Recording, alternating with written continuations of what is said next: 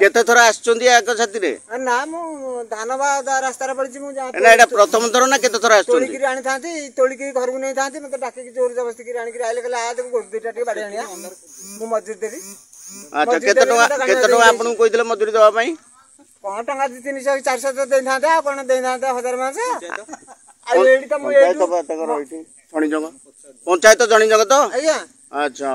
आउ आउ जण को ना कहलोनी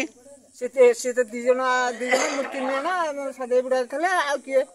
सदै बुडा के सेटु गले रे मु तो जाउतली आगे जाउतली से दौड़ी के पळेले से गाई गोरु को चलाई चलाई चालान करा जाउथवा बेले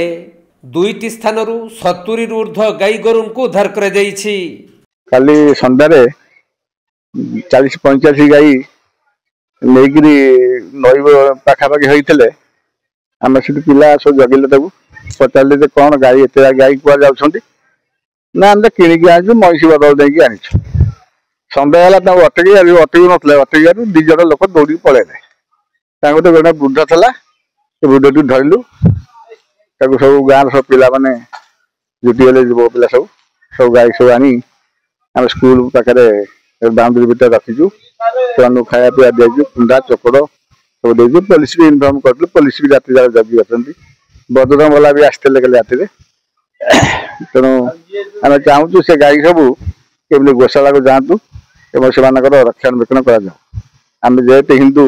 आम हिंदू धर्म पालन करें आम धर्म। तेबे पुरी जिला गोप थाना अंतर्गत वीरतुंग पंचायत वीरतुंग ग्रामर ग्रामवासी माने 30 रु ऊर्ध्व गाई गोरु जबत करने सह करमला मनपड़ा ठारे ग्रामवासी माने 40 रु ऊर्ध्व गाई गोरु को उद्धार करिसंती। 3 जण गो चालानकारी गोरु मानकु चलाई चलाई नेउथवा बेले ग्रामवासी माने समानकु अटकाई एते गोरु गाई केउठु आनिल बोली पचारिबारु 2 जण गो चालानकारी घटनास्थल रु चंपट मारिथिले। तेणु केवल जड़े वृद्ध गो चालानकारी को अटक रखी ग्रामवासी माने गोप थाना को खबर देइथिले। पुलिस घटनास्थल रे पहुंची गाई गोरु को उद्धार करने सहित चालानकारी वृद्ध को अटक रखी अधिक तदंत करुछंती। काली संध्या समय रे आमर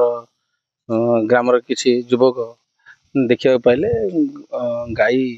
अधिक मात्रा 40-50 गाई 3 जण नहीं आसुले 3-4 जण नहीं आसुले से पचरा उचरा करने भितर जगिकी पचरा उचरा करने भितर से 2-3 जण दौड़ी पलैले पलैया भितर आउ जड़े रही अटक कर रखागला सहित ये गाई संपूर्ण रक्षणाबेक्षण एपर्यंत सुधा दायित्व सहकार तुलाई ग्रामवासी मैंने स्पेशली मनापड़ा करमला लोक मैंने समस्त अच्छा एठी आपर पुलिस प्रशासन भी आसते से सब लेखिकी नहीं एप्लिकेशन भी दिखाई आमर एफआईआर दिखाई ता सहित प्रॉपर इन्वेस्टिगेशन कलापर रैकेटा केते बड़ अच्छी सेटा मुख्यतः हूँ जो रैकेट चलती आगे भी 30 गाई धराई आमर वीरतुंगे बर्तमान से धराई से रैकेट्र मुख्य कारपोरेटदार जो मैंने सब अच्छा ये जो गैंग चलते से मुख्यतः धरा जाऊ केमिति को बाटे से माने ये सब चालान करा गोमाता चालान। पुरी जिला निमापड़ारू प्रशांत कुमार साहू रिपोर्ट कोणार्क लाइव।